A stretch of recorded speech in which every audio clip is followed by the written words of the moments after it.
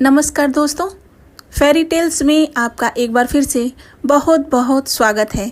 दोस्तों, कहानी सुनने से पहले आपसे विनम्र निवेदन है कि अगर आपने अब तक फेरी टेल्स को सब्सक्राइब नहीं किया है तो प्लीज चैनल को सब्सक्राइब कर लीजिए। आइए सुनते हैं मधु कांकरिया जी की कहानी चिड़िया ऐसे जीती है। कहानी उन खूबसूरत सुहाने दिनों की है जब साइबेरिया से आए सुंदर सलोने परिंदे हमारी धरती पर उतरते थे, प्रेम की झील में तैरते थे और स्वप्न भरी उड़ान भरा करते थे। उन्हीं खूबसूरत दिनों के चंद खूबसूरत लम्हों में वो कामयाब हो रहा था और उसे लग रहा था कि अब खुल गया है वो दरवाजा जिससे होकर वो स्वाद ले सकता है, जिंदगी का चूस सकता है, अंगूर के गुच्छे की तरह उसकी अंतिम बूंद और औरत नाम के उस अज्ञात दुर्गम प्रदेश की सैर भी कर सकता है जो सदैव से ही सम्मोहित करता रहा है उसे। और वारे न्यारे किस्मत के भी वो दरवाजा खुला भी, पर उन्हीं चंद लम्हों जाने क्या तड़क गया, कौन सा आईना टूट गया कि खुले दरवाजे से न घुसकर वो पीछे की तरफ दौड़ गया, दौड़ता ही गया।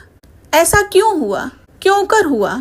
कहानी शायद उस क्यों की अभेद्य दीवार न भेद सके, क्योंकि इंसान को पूरी तरह पहचानने का दावा दुनिया का कोई भी कथाकार नहीं कर सकता है।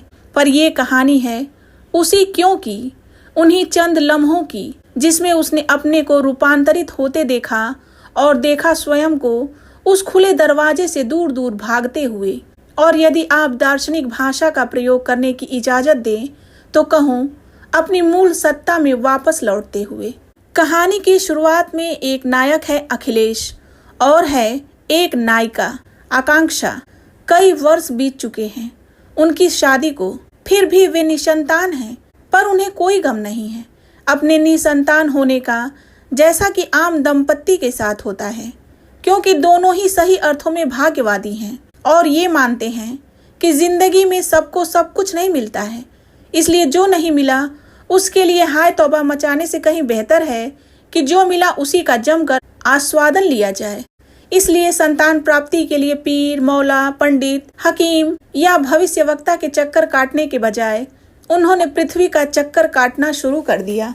इस बार उनकी पृथ्वी थी हिमालय की छांव में बसा छोटा सा नेपाल, जिसके चक्कर उन्हें काटने थे, जिसकी हवाओं को उन्हें महसूस न था। पर इतने हो हंगामे वाला देश नेपाल ही क्यों, चलो कोई खामोश हवाओं वाले देश जैसे बैंकॉक, जापान, मलेशिया या फिर सिंगापुर। अखिलेश ने कटोरी में रखे अंकुरित चनों को टूंगते हुए कहा, पिछले 5-6 दिनों से दोनों के बीच ये मीठी बहस छिड़ी हुई थी। पत्नी नेपाल की रट लगाए थी, पति मलेशिया या सिंगापुर उड़ने का सपना देख रहे थे। आकांक्षा पति को अपनी बौद्धिकता से आतंकित नहीं करना चाहती थी। नेपाल घूमने का उसका एक खास मकसद भी था। एक घरेलू स्त्री होते हुए भी वो एक खांटी घरेलू स्त्री नहीं थी। देश और दुनिया में जो हलचलें हो रही थी उनसे वो वाकिफ भी थी। भ्रमण के साथ ही साथ यदि जिज्ञासाओं को भी खाद पानी मिल जाए तो क्या, हर्ष की तर्ज पर वो चाहती थी नेपाल का नया चेहरा देखना। नेपाल में हुई नई नवेली जन क्रांति के बारे में उसने टीवी पर देखा और पत्रिकाओं में खूब पढ़ा भी था। और जाने क्यों उसे यह विश्वास होने लगा था कि एक बार यदि किसी विचार को रोप दिया जाए तो देर सबेर उसे फलते फूलते देर नहीं लगती। खुद उसका जीवन भी इसी प्रकार के नए नवेले विचारों के रोपण की प्रयोग भूमि ही था। नेपाल ही क्यों? अखिलेश ने फिर पूछा। मुझे नेपाल की वाइल्ड लाइफ देखनी है, सिवाय अफ्रीका के वैसी वाइल्ड लाइफ कहीं नहीं है। पत्नी ने अपने भीतर की जिज्ञासाओं की नई बनती दुनिया को पति से बचाकर ही रखा, क्योंकि अनुभव ने उसे बता दिया था कि यदि वो कहे कि वो क्रांति का चेहरा देखने नेपाल जाएगी तो कामरेड नुमा बॉयफ्रेंड चाहे रीझ जाए उसकी बातों पर ये सनातनी पति, अच्छे भले पतियों को भी पत्नी की ये फितरत चिढ़ा देती है। वो इतना बुद्धिमती है कि संभाल सकती है अपनी कई दुनियाओं को एक साथ। तो तय रहा फिर नेपाल। अखिलेश ने अपने दढ़ियल चेहरे को पोंछते हुए आखिरी बार यूं पूछा जैसे समर्पण कर रहा हो। उसके आगे रक्सौल, नेपाल और भारत की सीमा रेखा। जीवन को पूरी मस्ती के साथ जीते भोगते दोनों भारत और नेपाल की सीमा रेखा रक्सौल पर उतरे। पर उतरते ही जो देखा कि आत्मा बिंधा गई आकांक्षा की। उसने देखा कि नरकटियागंज से सीतामढ़ी की ओर आती लोकल ट्रेन बाप रे, इतनी अंदर से भरी हुई, उससे ज्यादा बाहर से भरी हुई। हर तरफ आदमी, ट्रेन की इंच इंच पर कीड़े की तरह किलबिलाते लोग, छत पर, दरवाजे पर, ट्रेन की हैंडल के सहारे झूलते लोगों का एक पूरा गुच्छा। और तो और 2 डिब्बों को जोड़ने वाले कनेक्टर पर भी बैठे हुए लोग। कहीं करंट लग गया तो, या आपसी धक्के से ही नीचे गिर पड़े तो। इतने वेग से चलती ट्रेन, कहीं इंच भर भी संतुलन गड़बड़ा जाए, या एक दूसरे की टक्कर ही लग जाए, या झरझर बहते पसीने को पोंछने को ही पंजा उठ जाए, या खुजली ही चल जाए, तो सीधी मौत। बाप रे, उसने देखा ट्रेन की खिड़की से बंधी लोगों की साइकिलें, दूध की टंकियां, दही की हंडियां, सब्जी की टोकरियां। हे भगवान, कैसी कैसी परिस्थितियों में भी जी लेते हैं लोग। ट्रेन में खोई ठहरी ठिठकी अवाक सी सोच रही थी वो, कि तभी कानों में अखिलेश की आवाज टकराई। क्या जनाब का भी इस ट्रेन में चढ़ने का इरादा है?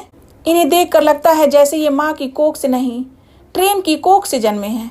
देखो ना, कैसे इसकी इंच इंच से चिपके हैं ये लोग। इस ट्रेन की तस्वीर खींचकर विदेश में भेज दो, अच्छी खासी कमाई हो जाएगी। अखिलेश ने चुटकी ली। तुम्हें कमाई की सोच रही है? मैं सोच रही हूँ कि इनके लिए महज जीना किसी युद्ध से कम नहीं। जरा सा संतुलन गड़बड़ाया कि सीधी मौत या अपाहिज जिंदगी। क्या करें ये भी? पास में देने को पैसे नहीं, कोई दूसरी ट्रेन नहीं। पूरे दिन में ये इकलौती ट्रेन है जो इन्हें बलिया, छपरा, मोतिहारी और बिहार नेपाल की सीमा से जोड़ती है। उसने मन को मजबूत किया। भारत की ही तरह गरीब नेपाल, जाने क्या क्या देखने को मिले आगे। उस दिन नेपाल के तराई इलाकों में हड़ताल थी। जगह जगह पत्थर, टायर और कटे पेड़ बिछाकर पथ अवरुद्ध कर दिया गया था।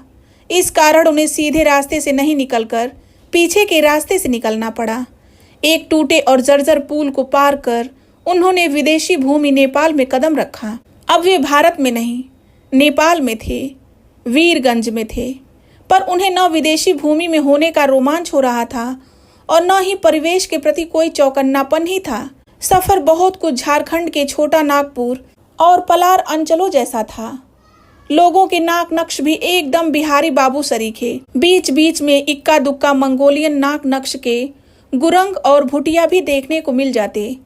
पर कुल मिलाकर परिवेश एकदम झारखंड के गांव जैसा। उड़ती धूल, पगुराते सांड, घरों के बाहर बंधी बकरियां, दाने चुगती मुर्गियां, घरों के नाम पर मटमैले छप्पर, गृहस्थी के नाम पर मूंज की रस्सी पर टंगे कुछ मटमैले कपड़े, माटी का चूल्हा, एल्यूमिनियम की हंडियां, प्लास्टिक के डिब्बे और एकाध प्लास्टिक की बोतलें। कहीं कहीं दरवाजे पर बंधी बकरियां, किसी खुशनसीब के यहाँ गाय भी। इंसान और जानवर साथ साथ, कहीं कहीं देवता भी। पृथ्वी की अनादि रात की तरह अंतहीन और स्याही के धब्बे सी फैली बस्तियां। उसके भीतर निराशा फैलने लगी। वो फड़फड़ाई, हे भगवान, यही है नेपाल, उसका स्वप्न देश, उसकी मन्नत की जन्नत। इसी के लिए इतना खर्च कराई यहाँ। अखिलेश ने जैसे उसके मन को पढ़ लिया हो, उसे सांत्वना देते हुए कहने लगा, ये तो तराई है, सुंदरता तो पहाड़ों पर बसती है। असली नेपाल तो वहीं मिलेगा, पहाड़ों पर। हाँ, इसी संभावना को ठोक पीट कर एक एक मुकम्मल यात्रा को अंजाम देना है। हंसी उसके भीतर से फूटी। रफ्ता रफ्ता खुल रहा था नेपाल।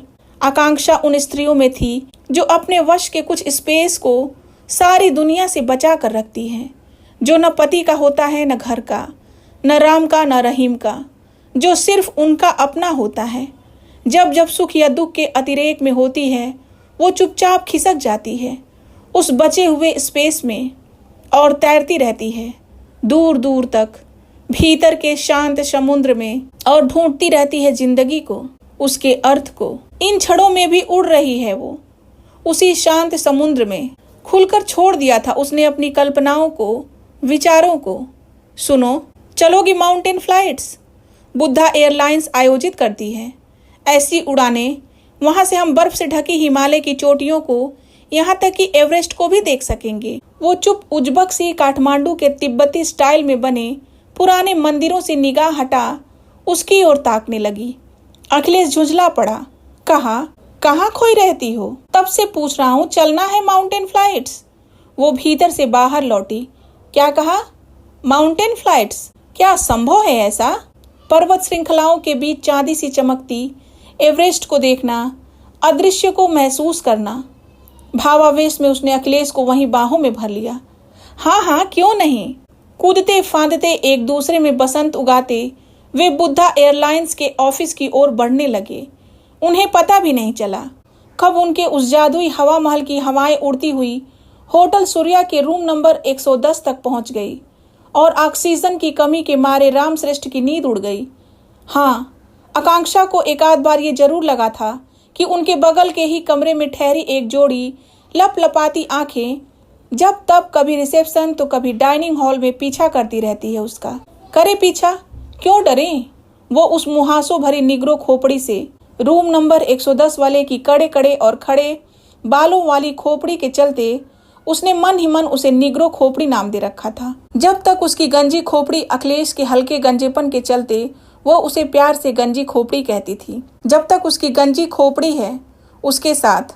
बहरहाल 110 वाले के ख्याल से कबड्डी खेलते हुए उसने उसके ख्याल को अपने दिमाग की बाउंड्री लाइन से बाहर किया। उड़ान दूसरे दिन होने वाली थी। सुबह ठीक 8 बजे पूरे 1.5 घंटे की उड़ान, हिमालय के समानांतर उड़ाती हुई छोटी सी फ्लाइट। पूरे दिन वो आने वाली उड़ान के जादू में, हिमालय की बर्फीली सुंदरता के रोमांच में डूब जाना चाहती थी। पर अखिलेश बेताब था काठमांडू के ख्यात कुख्यात कैसीनो के अनुभव के लिए। मन मार उसे जाना पड़ा कैसीनो पर डूब नहीं पाई वो वहाँ। बस तैरती रही ऊपर ही ऊपर, निभाती रही एक सैलानी का धर्म। कैसीनो की आधुनिकता साज सज्जा रही सी, तड़क भड़क चकाचौंध करती रोशनियों, लगदग बैरों और करोड़ों रुपयों से भरी स्वचालित मशीनों को देख जहां अखिलेश विस्मित विमुग्ध था, वहीं आकांक्षा के ख्यालों में एकाएक रक्सौल और बीरगंज के बीच फैला उजाड़ और इंच इंच लोगों से भरी ट्रेन कौंध गई। वो उदास हुई ये सोच कर कि एक नेपाल में कई नेपाल, जैसे एक भारत में कई भारत। वो परेशान हुई। इस मायावी जुआ घर ने उसके खुले आसमान पर पाबंदी लगा दी थी। बुरा सा मुंह बना कहा उसने, क्या अद्भुत जुआ घर है ये भी, कितना मायावी। ये एयर इंडिया के स्टाइल में सलाम करते लगदग बैरे भ्रम पैदा करते हैं आपको किसी उच्च समाज का हिस्सा होने का, पर उस भ्रम के आड़े आता है आपका आर्थिक बौनापन। तो लीजिए, हाजिर है इस आर्थिक बौनेपन से उबरने के लिए ये सर्वनाशी मशीनें। सचमुच 21वीं शताब्दी का सबसे बड़ा कमाल कि यहाँ बुरा भी बुरा नहीं दिखता, अंधेरा भी जगमगाता दिखता है। हर रीढ़ को लचकदार बनाया है इस शताब्दी ने। देखो ना, तुम्हारे जैसा कर्मठ व्यक्ति भी कितना खुश है जुए में 1,500 जीतकर। तुम भी भूल गए कि यहाँ अर्जन परिश्रम, सामर्थ्य और पुरुषार्थ का नहीं, जुए और तिकड़म का हमबिस्तर है। पति ने फिर पुचकारा उसे। देखो, जब मैं तुम्हारे साथ पौधों, परिंदों और जंगलों के बीच होता हूँ तो कैसे तुमसे घुल मिल जाता हूँ, तुम में बहने लगता हूँ। वैसे ही यहाँ मशीनों के बीच क्या तुम मेरी पसंद नहीं जी सकती, नहीं बह सकती मेरे भीतर। वो हंसी। मन ही मन कहा उसने, कुछ परिंदे ऐसे होते हैं जिनके सुर किसी से भी नहीं मिलते, पर तुम इसे नहीं समझोगे अखिलेश। अखिलेश दूसरी मशीन की ओर बढ़ा। इस बार फिर उसने खेला, पर इस बार वो 1500 रुपये हार गया। कैसीनो का सारा जादू तड़क गया। अखिलेश ने हिसाब लगाया। 10 मिनट में कमाई 1000 रुपये और गंवाई 1500 रुपये। पर कैसीनो के दरवाजे पर आकर वो ठिठक गई, जैसे छिपकली गिर पड़ी हो उस पर। उसने 2 बातें एक साथ नोट की। उसके साथ वाले रूम नंबर 110 का निग्रो खोपड़ी उसी कैसीनो में उससे थोड़ा दूर हटकर खीसे निपोर रही थी। दूसरी बात ये थी कि कैसीनो के दरवाजे पर लिखा था, नेपाल के इन कैसीनो में नेपालियों को घुसने की इजाजत नहीं। पर क्यों? जो अपना पसीना उलीच उलीच कर सींच रहे हैं इस देश को, उन्हीं को देश निकाला। उसकी हैरानी फड़फड़ाई। शायद इसलिए कि गरीबी, भाग्य और भगवान का मारा नेपाली कहीं अपनी तलब दुगनी करने के लालच में अपनी गाढ़ी पसीने की कमाई को यहाँ फूंक न दे। अखिलेश ने कहा, नहीं, इसलिए कि कहीं विदेशी सैलानियों के वैभव और व्यभिचार की इस चादर में टाट का पैबंद न दिख जाए। विद्रुपता से उसके होठ वक्र हुए। विचारों की फुनगियों पर वो फिर उछल कूद करने लगी। इसी जुए और शराब ने ही शायद नेपाल को 240 वर्षों तक एक विचारहीन सामंती राजतंत्र में रहने दिया। लेकिन अब नया बना नेपाल सीख रहा है। सोचना, उसे अच्छा लगा ये जानकर कि इस नए नेपाल में खुलेआम जहां तहां शराब पीने पर पाबंदी लगा दी गई है। उसने पढ़े दीवारों पर लिखे नारे, नया नेपाल को आधार, शिक्षा, स्वास्थ्य, रोजगार, मौलिक अधिकार, आम इंसान में भी स्वप्न जगाने वाले हैं ये नारे। वो सुखी हुई नेपाल के सुख से। दूसरी सुबह बुद्धा एयरलाइंस, माउंटेन फ्लाइट्स, अपरिमित और अद्भुत सौंदर्य, नजरों के छोर तक, सृष्टि के अंत तक। विमान में उड़ते हुए सभी सैलानी देशी विदेशी सम्मोहित थे प्रकृति के इस अद्भुत करिश्मे पर जिसका नाम था हिमालय। बादलों के ऊपर तैरते हुए वो भी भाव विभोर थी। ये है असली नेपाल। कितना अच्छा किया उसने यहाँ आकर। सच, जिंदगी की रचना स्वयं करनी होती है। उसने नजरें घुमाई, आजू बाजू सभी रोमांचित थे। पलक तक अपलक थी कि कहीं चांदी से ढकी पर्वत श्रेणियों और नीचे आसमान में बहते रहने के मौजी पलों का एहसास पल भर के लिए भी छिटक न जाए। अचानक उसके जहन में टिमटिमाया नील आर्मस्ट्रॉन्ग, जिसने चंद्रमा पर खड़े होकर जब नीचे ताका तो उसके मुंह से निकला, हाय मेरी धरती। उसने ये नहीं कहा, हाय मेरा देश, मेरा अमेरिका। ऊंचाइयां सारी क्षुद्रताओं को मिटा देती है। उसने आदतन फिर सोचा। एकाएक विमान की गति थोड़ी धीमी हुई। बादलों के ऊपर तैरते हुए अब वो एवरेस्ट के एकदम पड़ोस में थी। उसकी जबरदस्त इच्छा हुई कि वो विंडो सीट के छोटे से शीशे को तोड़ दे और खुली आंखों से देखे ये अद्भुत नज़ारे। हठात उसने महसूसा उसके भीतर कंपन था, जिस्म के पोर पोर में उतरती इस अलौकिक सुंदरता का कंपन, इस अपरिमित सौंदर्य को सह न पाने का कंपन।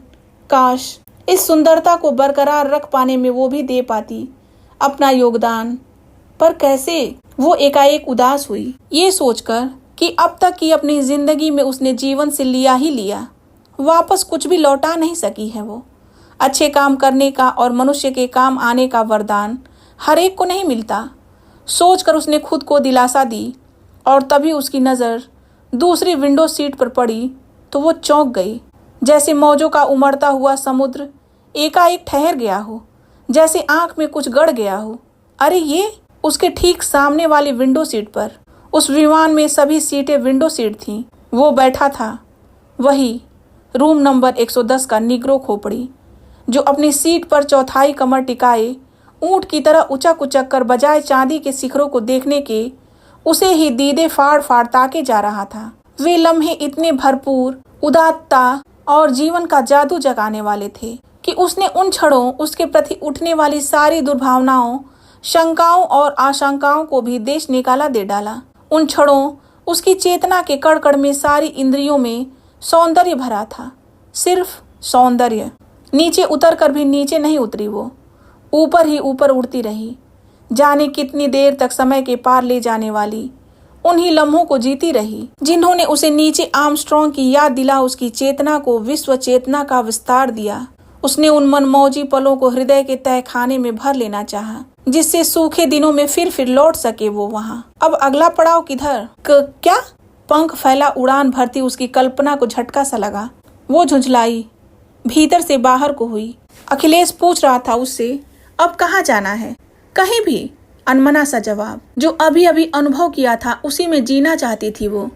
अभी आने वाले कुछ घंटे, पर सैलानियों को एक ही जगह रहने की इजाजत नहीं, घूमते रहना होता है उन्हें, दुनिया की सारी सुंदरता को जल्द से जल्द निगल जाने के लिए। पशुपतिनाथ मंदिर और बुद्ध अभिदेवा पार्क होते हुए जब तक वे होटल पहुंचे दिन ढल चुका था। रात सन्नाटा ओढ़ने लगी थी। रिमझिम रिमझिम बारिश शुरू हो चुकी थी। होटल में घुसते ही उसे निराशा हुई। लोड शेडिंग थी। उफ, इतना सुंदर नेपाल, पर बिजली रहती है मुश्किल से 5-6 घंटे, और इन 5-6 घंटों में भी वोल्टेज इतना कम कि बत्ती नहीं, बस उम्मीद की लौ ही जलती रहती है। चाय मंगवाऊं? उसने पूछा अखिलेश से। अखिलेश, जो कमरे में घुसते ही पलंग पर जूतों सहित कटी डाल सा औंधा पड़ गया था। नहीं, चाय नहीं, अच्छा नहीं लग रहा है, उल्टी उल्टी लग रही है। चाहो तो थोड़ा नींबू का शरबत दे दो, शायद कैंटीन में मिल जाएगा नींबू, लगभग कराहते हुए कहा अखिलेश ने। क्या? वो चिंतित हुई। उसने देखा अखिलेश का चेहरा पिछले चंद लम्हों में ही सुस्त पड़ गया था। एकाएक वो बहुत थका हुआ दिख रहा था। आंखें भी चढ़ी चढ़ी सी लग रही थीं। उसका माथा ठनका। अभी तक तो अच्छा भला था, ये एकाएक क्या हुआ उसे? क्यों लटक गया चेहरा? बाहर बारिश एकाएक बढ़ गई थी। उसने उसके जूते मोजे उतारे और इंटरकॉम से बैरे को इमरजेंसी लाइट और नींबू चीनी का पानी लाने को कहा। और तभी उसने देखा अखिलेश तेजी से बाथरूम की ओर मुड़ा। एक जोरदार उल्टी की अखिलेश ने और सिर पकड़ वहीं बैठ गया। बड़ी मुश्किल से बैरे की सहायता से उसने अखिलेश को वापस पलंग पर लिटाया और उसके कपड़े बदलने ही लगी कि अखिलेश ने फिर की एक उल्टी। कहीं फूड पॉइजनिंग तो नहीं हो गई? उसने होटल मैनेजर को फ़ोन कर पूछा, क्या कोई डॉक्टर आ सकता है? हाँ, अभी तुरंत अखिलेश को देखने। बारिश थमने का इंतज़ार करें। ठंडा ठंडा जवाब आया। बारिश थमने तक? क्या ठिकाना बारिश का? वो फनफनाई। एक नज़र उसने फर्श पर पड़ी उल्टी पर डाली। जाने क्यों उसे लगा कि अखिलेश की उल्टी में खून के रेशे हैं। हे भगवान! उसकी आंखों के आगे अंधेरा छा गया। डर उसके सीने पर चढ़ उसकी गर्दन दबोचने लगा। परदेश, रात का समय, शहर से इतनी दूर होटल, बारिश, उल्टी, खून के रेशे और अखिलेश का यूं औंधा पड़ जाना। क्या किसी अनिष्ट की आशंका है? उसका अंश अंश कांपा, मन पंखुड़ी पंखुड़ी बिखरा। उसने फिर होटल मैनेजर को फ़ोन लगाना चाहा तो मोबाइल ही नहीं चला उससे। हे भगवान! क्या ये घबराहट की चरम अवस्था है? उसने आंखें मूंद ली। हे भगवान, रक्षा कर। फिर बैरे से कहा मैनेजर को फ़ोन लगाने के लिए। बैरे ने बताया कि मैनेजर घर के लिए निकल गया है। उसने फिर अखिलेश को हिलाया, जोर जोर से पुकारा, अखिलेश, अखिलेश! क्या बेहोश हो गया है अखिलेश? जैसे बम फूट गया हो। अखिलेश का मुंह ऐंठ रहा था, होठों से झाग निकल रहा था।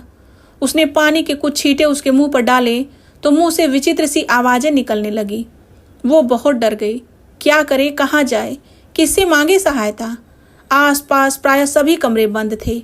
सभी टूरिस्ट काठमांडू के आगे पोखरा के लिए निकल चुके थे। एकाएक उसे ख्याल आया, निग्रो खोपड़ी अपने कमरे में है। वो दौड़ी रूम नंबर 110 की तरफ। उसने बेतहाशा दरवाज़ा पीटना शुरू किया। थोड़ी देर में दरवाज़ा खुला तो वो भौचक, ये निग्रो खोपड़ी सफ़ेद खोपड़ी कैसे हो गई? Oh no! बजाय रूम नंबर 110 के रूम नंबर 108 को ही वो पीटने लगी थी। रूम नंबर 108 वाले की झुंझलाहट मिर्ची के से तीखेपन में प्रकट हुई। तल्ख शब्दों में कहा उसने, कॉलिंग बेल बजाइए ना।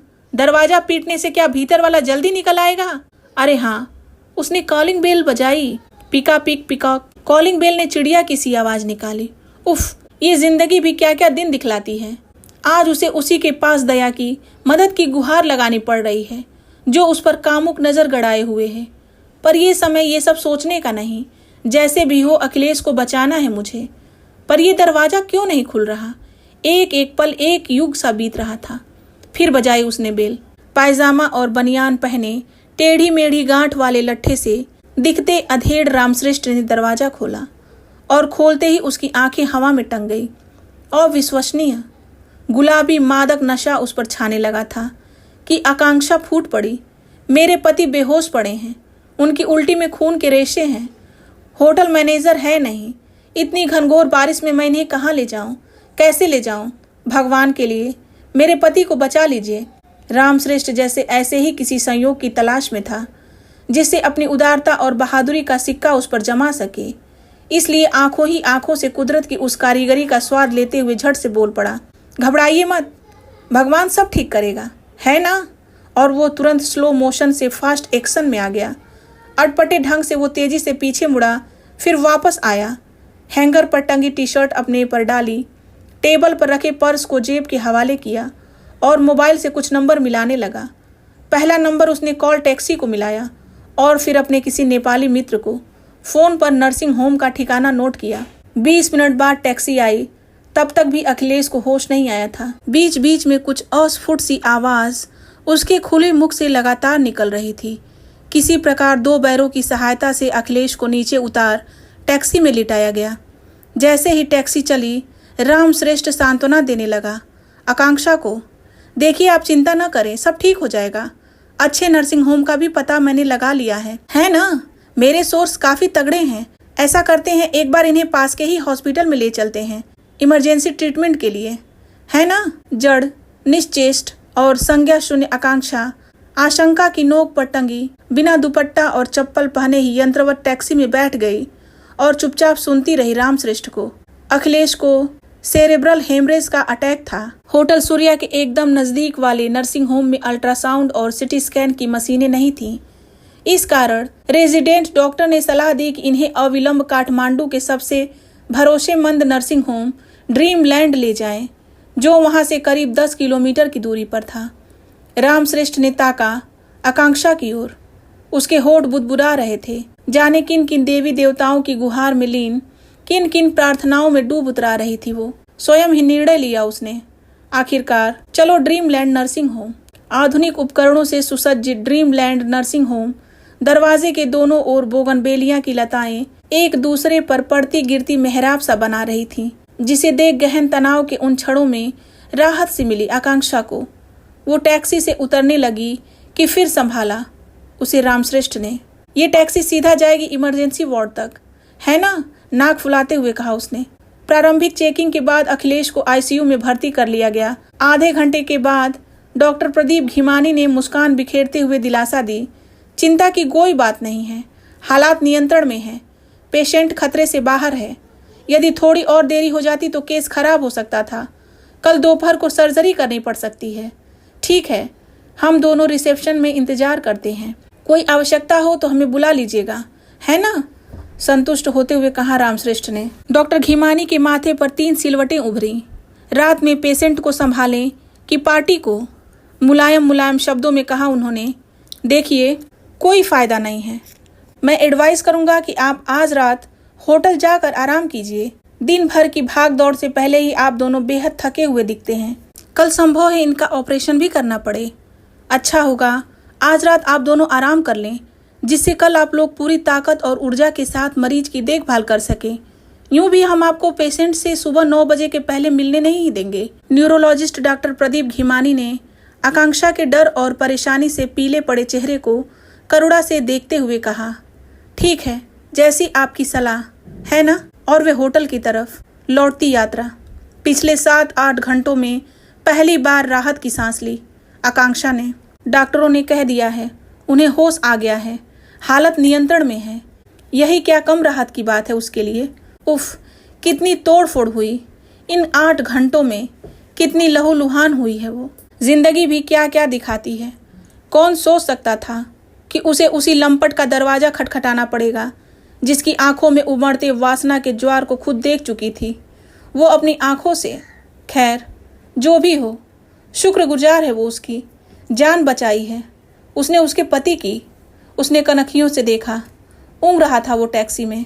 एकाएक उसके पाँव में कुछ गड़ा, वो चौंकी जैसे करंट लग गया हो। हे भगवान, वो बिना चप्पल के थी और तभी वो चिहुक गई। चप्पल ही नहीं, वो बिना दुपट्टे के भी थी। ताज्जुब, घर में खाना बनाते वक्त तक वो जब कभी दुपट्टे को खूंटी पर टांग देती है तो इन कुछ एक मिनटों में ही वो असहज हो जाती है। पर आज इतने घंटे गुजर गए और उसे एहसास तक नहीं हुआ कि वो बिना दुपट्टे के है। क्या विपत्ति इतनी बड़ी थी कि वो अपने स्त्री होने के एहसास से भी ऊपर उठ गई थी, या कि ये परिवेश और संस्कार ही है जो स्त्री को सदैव ये याद दिलाते हैं कि वो स्त्री है। अपनी आदत के मुताबिक सामान्य होते ही वो फिर विचारों के सैलाब में बहने लगी। इसी बीच ड्राइवर ने पूछा, दायां कि बायां। उसने निगरो खोपड़ी को हल्के से हिलाया। वो जाग गया। सीधा पोखरिया मंदिर तक, एकदम सीधा। वो थोड़ा करीब खिसका।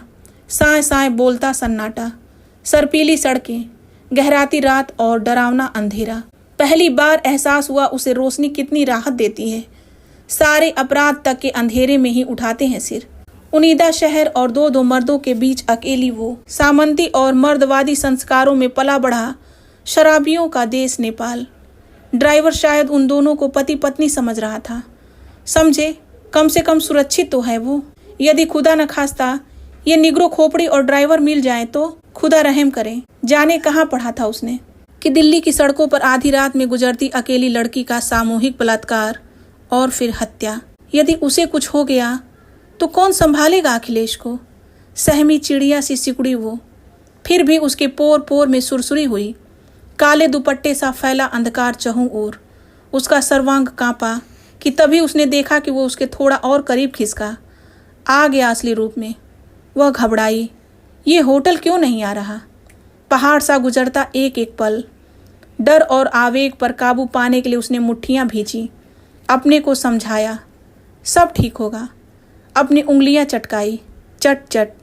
उसे याद आया, उसे निग्रो खोपड़ी को रुपए भी देने हैं। कितने होंगे? नहीं तो भी भारतीय करेंसी के हिसाब से 15-16 हजार तो होंगे ही। कौन जाने, उससे ज़्यादा भी हो सकते हैं। क्या पूछा जाए? नहीं, अभी नहीं। ड्राइवर को शक हो जाएगा कि दोनों पति पत्नी नहीं हैं। सन्नाटा इतना सघन था कि अपनी सांस लेने की आवाज़ भी सुनाई दे रही थी उसे। दूर कहीं कोई कुत्ता भौंका। अच्छा लगा उसे। ये जानलेवा सन्नाटा तो टूटा। इस बीच रामश्रेष्ठ थोड़ा और खिसका। मादक एकांत, जादुई अंधेरा और एक सुंदरी का सामीप्य सुख। वो इतना उत्तेजित, रोमांचित और अस्थिर हो गया कि अपने आवेगों को थामे रखना मुश्किल हो गया उसके लिए। माटी से फूटते कोपल की तरह वो बेताब था, फूटने को, कुछ करने को।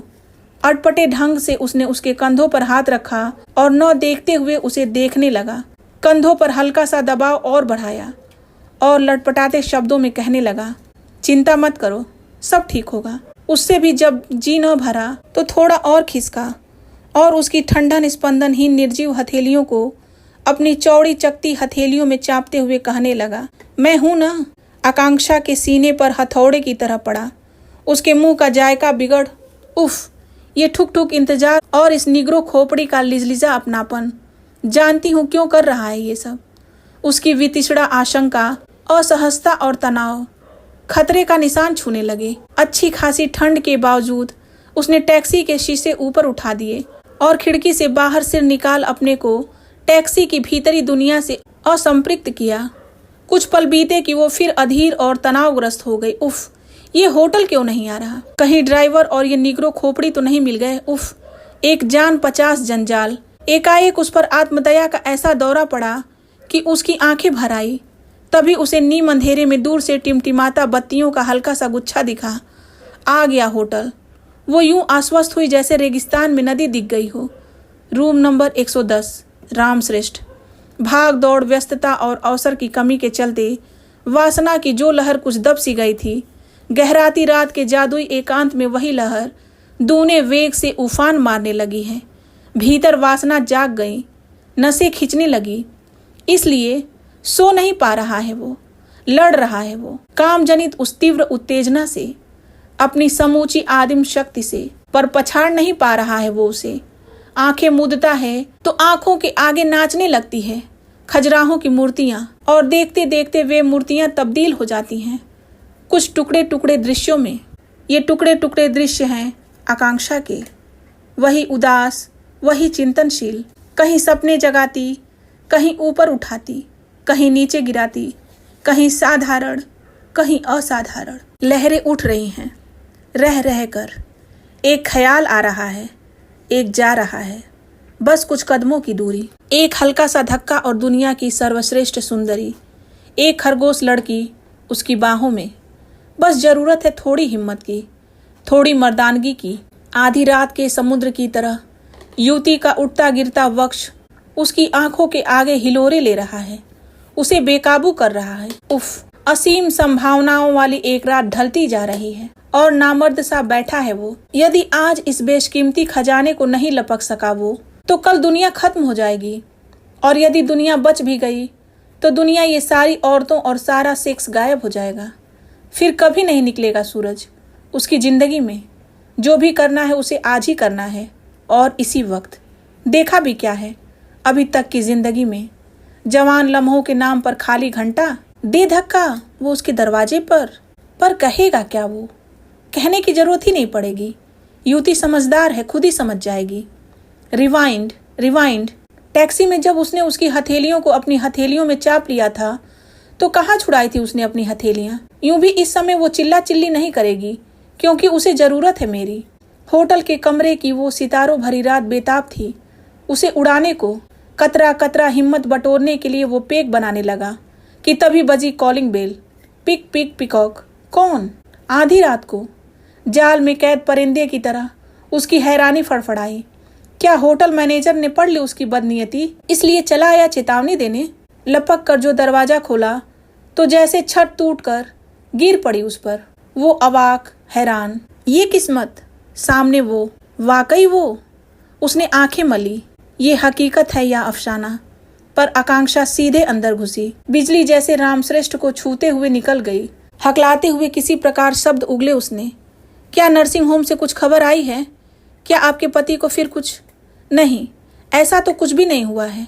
ऐसा कुछ भी नहीं तो फिर? उसका दिल बंदर की तरह इतनी जोर से उछला कि उसे लगा कहीं उत्तेजनावश उसका हार्ट फेल ही ना हो जाए। उसने सूंघा, थोड़ा रोमांस, थोड़ी बहार। तो फिर इस समय आप? वो हकलाया। उसकी आंखों में सीधे देखते हुए कहा उसने, देखिए, आधी रात के इस अकेलेपन में मैं आपके पास क्यों आई हूँ, इसे समझने के लिए आपको अपने दिमाग पर बहुत जोर डालने की जरूरत नहीं। क्या अभी तक सिक्कों की दुनिया में ही सफर किया उसने? शब्दों की दुनिया से ये पहला साबका था उसका, इसलिए अचकचा गया वो। अटकते हुए कहने लगा, मैं कुछ समझा नहीं।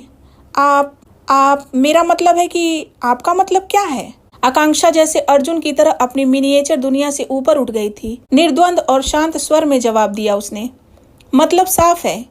मेरे पति को बचाकर आपने मुझ पर बहुत उपकार किया है। मेरे पति मेरे लिए क्या हैं, इसे आप नहीं समझ पाएंगे, और न ही आप ये समझ पाएंगे कि इस अकेली एक घटना के ताप ने जिंदगी और इंसानी संबंधों के बारे में मेरी राय किस कदर बदल डाली है। मैं जानती हूँ आप क्या चाहते हैं। मुझे पता है कि पिछले 2 दिनों से आप लगातार मेरा पीछा कर रहे थे। आपकी आंखों में लहराती वासना और कामना की भाषा भी मैं पढ़ रही थी। खैर, आपने जिस कामना के वशीभूत मुझ पर यह उपकार किया है, उसका ऋण चुकाने मैं आई हूँ।